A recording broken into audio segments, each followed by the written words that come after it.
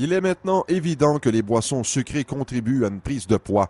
Toutefois, l'augmentation de leur coût par le biais d'une taxe supplémentaire découragera-t-elle les gens de les consommer? Le Dr Joyce Johnson, une experte canadienne en santé naturelle, croit que la sainte taxe sur les aliments sucrés n'est pas la bonne approche.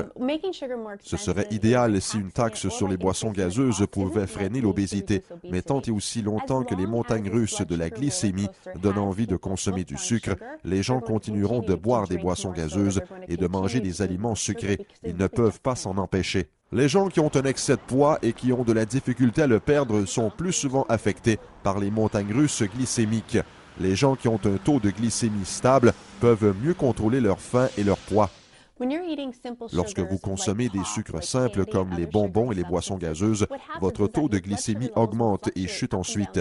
Si, après que votre taux ait chuté, vous consommez une autre boisson gazeuse ou un aliment sucré, votre taux de glycémie remonte à nouveau et, comme une montagne russe, il chute à nouveau peu de temps après. Ce cycle peut se produire des douzaines de fois par jour.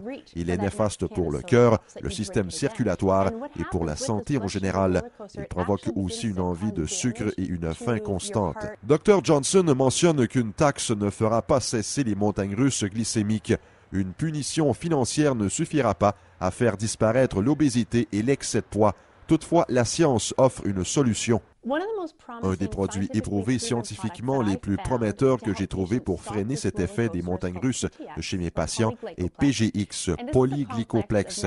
Il s'agit d'un complexe de fibres naturelles solubles qui aide les gens à manger moins et à se sentir rassasiés, de sorte qu'ils peuvent modifier le style de vie qui les rend malades. PGX a été développé après des années de recherche universitaire et clinique au Canada.